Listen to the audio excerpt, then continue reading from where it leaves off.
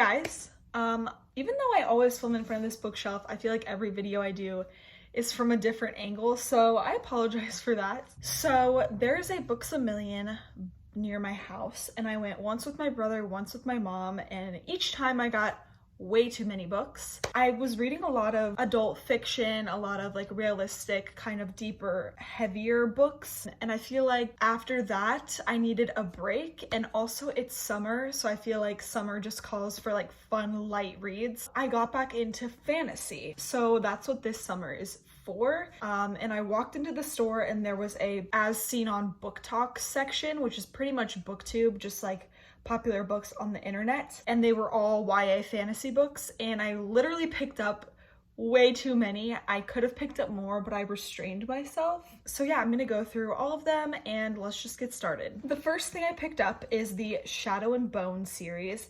This is the first one. I actually like the new covers a lot more. I don't really like that it has the Netflix sticker on the front, but those were the only editions they had, so I guess it's fine. But I got this, and then I also got the second book, Siege and Storm, and the third book, which is, the third book, which is Ruin and Rising. I have already read all three of these. They were phenomenal. Shadow and Bone was my favorite, then Ruin and Rising, and then Siege and Storm. It basically follows the main character. Her name is Alina Starkov. There is like this magical world where there are the Grisha who have magical powers, and there is like a dark other world called the Shadowfold that basically has a bunch of monsters, and it's very dangerous, and it was created by dark magic. And Alina, without spoiling anything, is on a mission to destroy the Shadowfold. Sounds very complicated just because there's a lot of specific terms, but it's pretty simple. I absolutely loved this. I'm currently reading Six of Crows, which is Leigh Bardugo's duology that came after this trilogy. Once I finish Six of Crows and Crooked Kingdom, I'm going to watch the Shadow and Bone TV show. Everybody's saying it's so good and that you don't need to read the book beforehand, but I'm the kind of person who just has to read the book beforehand,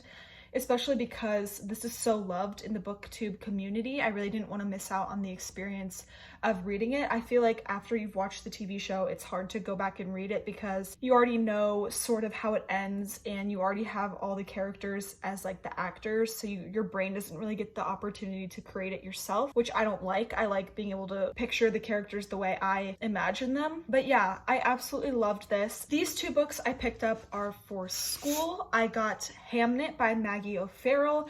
I am studying abroad in London this summer. I'm really excited about it, and I'm taking two classes. One is a Shakespeare class. I still need to buy my books for it, but I'm going to be reading Romeo and Juliet, Hamlet, which I've already read both those, and Twelfth Night, which I haven't read Twelfth Night, so I'm excited about that. But for my second class, I'm taking two classes. So for my second class, this is the first book we read. All I know is it's about Shakespeare's son, Hamnet. He wrote Hamlet and his son is Hamnet, so a lot of historians and researchers believe that it was based off of his son. I've heard really rave reviews about it, and I'm excited to read it. The other book that I know we're reading in one of my classes is Beheld by Tarashea Nesbit.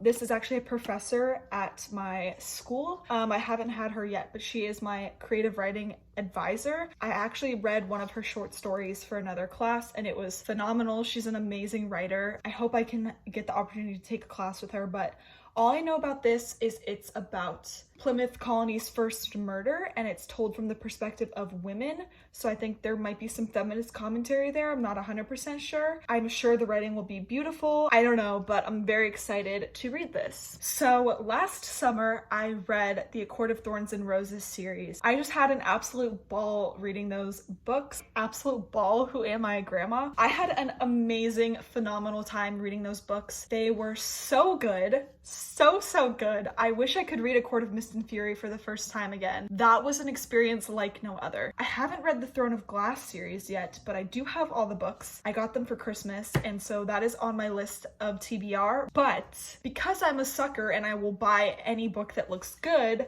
I got Crescent by Sarah J. Maas. Oh my god, look at the size of this book. It's huge. It's the first in the series, I believe, of the House and Earth and Blood series. I don't know when the next book comes out, but I really want to read this, and it was just calling my name. I have no idea what it's about, but I know that Sarah J. Maas writes fairy, fae stories, and that there's gonna be some brilliant romance involved, I'm assuming. Sounds phenomenal. Continuing with the fantasy theme, I'm gonna show you all of the fantasy books I got. The next one I got is The Cruel Prince by Holly Black. I've just seen this everywhere. I feel like it's the same as ACOTAR. It's just like in every book talk review, every like YA fantasy recommendation. I actually have heard that it's not that good from a lot of people, but I feel like it's just so popular that I need to experience it and have my own opinions about it. But I didn't get the whole series because I just don't know if I'll like it. I'm gonna read the first book, and if I love it, I will buy the rest of the series. Again, I don't know anything about this. I know it's fae, it's fantasy, I don't know. I have no idea, you guys. I like going into books blind, so if you want to know more about what these books are about before like you decide if you also want to buy them, my videos probably aren't that great to watch. A lot of books like the Shadow and Bone books I knew I wanted to get. I went into the store looking for them, but these books that I'm about to show you, I just randomly picked up because I saw them on the table. I had never even heard of them. First one is Gods of Jade and Shadow by Silvia Moreno-Garcia. Honestly, really pretty cover, like all the colors. The back says, a young woman and a Mayan death god embark on a life-changing journey in this one-of-a-kind fairy tale inspired by Mexican folklore. That is absolutely all I know about this book, and that line sounded incredible. I was like, that sounds so good. I'm sure there'll be action. I hope there's romance, but who knows? If you've seen my other videos, you know that I absolutely fell in love with The Invisible Life of Addie LaRue. That's like probably my favorite book of all time, not including series. Like, wow, that book just blew me away. I was just strolling around the fantasy section and I saw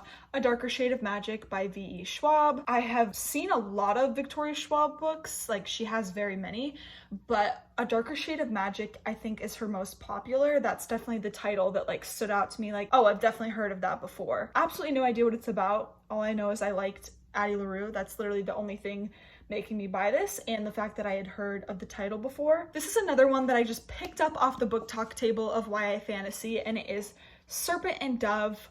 Absolutely no idea what this is about, but the back says, a witch and a witch hunter thrust into holy matrimony.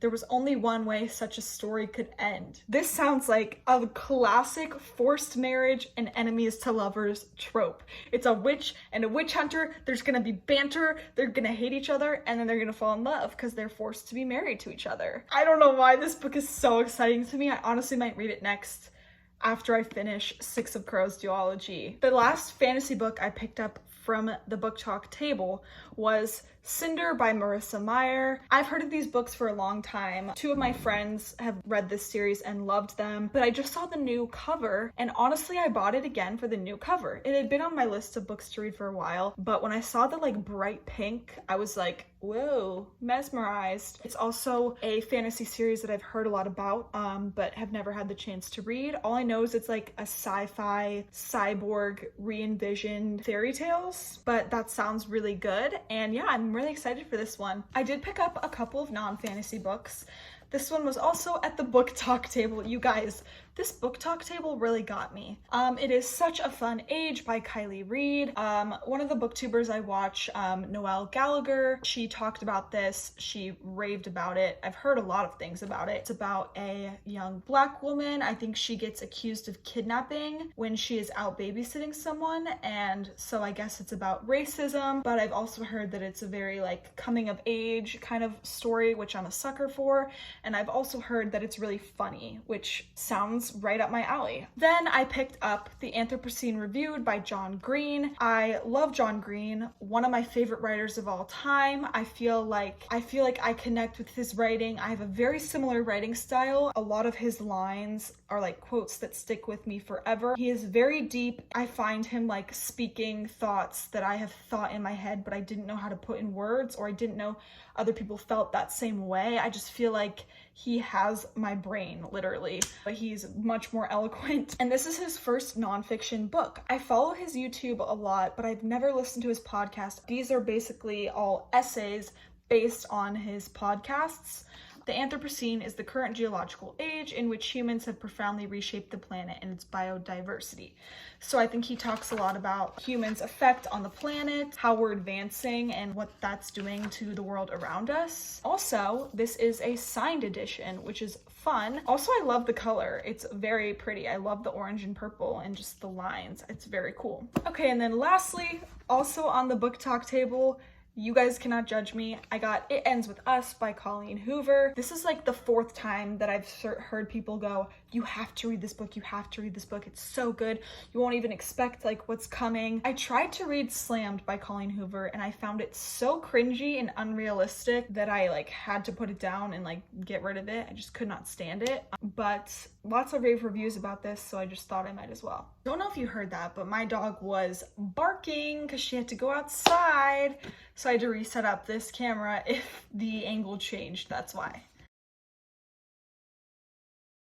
After I read Shadow of Bone, I realized that there's another series in the TV show, The Six of Crows Duology. I didn't know that was included in the show. So I went and picked up Six of Crows and Crooked Kingdom. I'm currently reading Six of Crows. It's kind of slow, but I love it. I just really like the characters, but I wish it would speed up a little bit. I feel like the pacing of Shadow and Bone was a lot better, but the characters and plot of this are better than Shadow and Bone. Just my initial opinions, I'm not that far into it yet. Basically, all I know right now is it follows a group of 6 people in the same world as Shadow and Bone who are on a heist. They're basically on a mission for money. The main character is Kaz Brecker, and he is like a criminal, but he's very good at his job, kind of like a gang. He's very like witty and smart, very lovable, even though he's like kind of immoral. Then there's all these other people involved. It's a lot of characters. I really like it so far. Yeah, that is everything. I have spent all of my money.